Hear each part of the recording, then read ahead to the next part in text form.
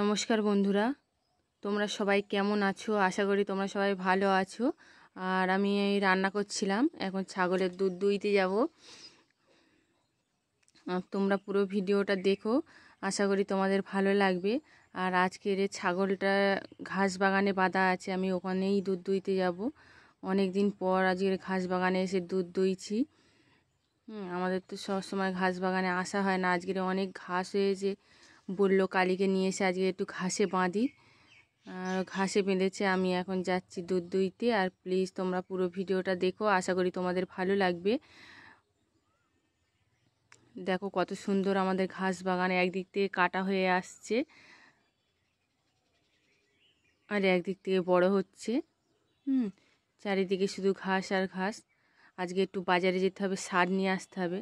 এইদিকে যে ঘাসের বাগানটা আছে, আমি যেদিকে আসছি দেখাচ্ছি ঘাসগুলো।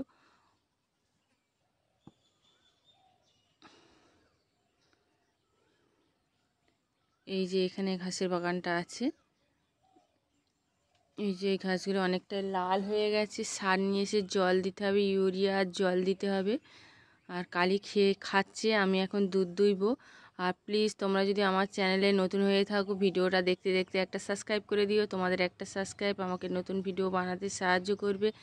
লাইক করে পাশে থেকে কমেন্ট করে জানিও ভিডিওটা তোমাদের কেমন লাগলো, ভালো লাগলেও জানিও, খারাপ লাগলেও জানিও। আর প্লিজ এই ভিডিওটা বেশি বেশি করে শেয়ার করো। এই ধরনের ভিডিও যারা দেখতে চায়, তোমাদের বন্ধুবান্ধব কাছের লোক, তারা দেখতে পাবে।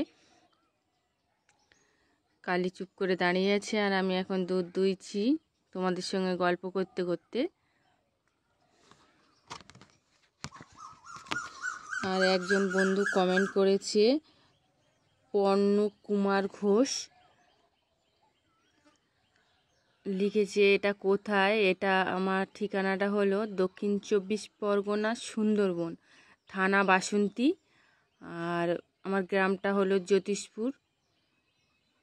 এখানে এসে যে কাউকে সুভাষ হালদারের বাড়ি কোথায় জিজ্ঞাসা করলে বলে দেবে। আমার অনেক ভিডিওতেই আমার ঠিকানা দেওয়া রয়েছে।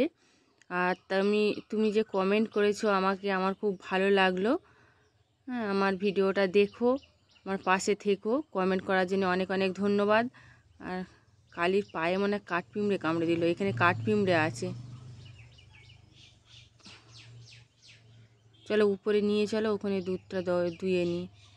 উপরে সাইডে নিয়ে এসছে, ওখানে দুধ দুইছি। গাছটার গোড়ায় খুব কাঠপিমড়ে, দেখা হয়নি, আমাকেও একটা কামড়ে দিল।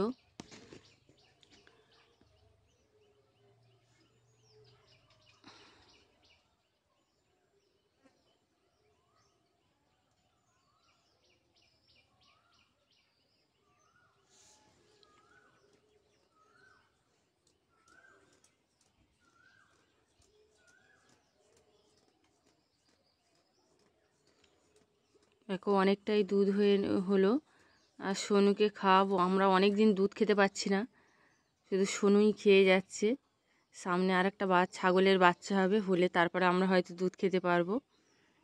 আর আমাদের ঘাসের বাগানটা দেখো, ওইদিকে তো বিশাল বড়, আর এইদিকে এগুলো কাটা হয়েছে, সবে ছোট ছোট বেরিয়েছে। আর ঘাসগুলো অনেকটা লাল লাল মতন হয়ে আছে। এইগুলোর জন্যই সার আনবো বলছিলাম। সার নিয়ে এসে জল দিতে হবে। আর এদিকে পুকুরে তো জল নেই। সাইডে আর একটা নিচে, খালের নিচে এক ধরনের ঘাস আছে, বাঁশ পাতা ঘাস। ওই ঘাসটাও খুব ভালো, আমাদের ছাগল খুব ভালো খায়।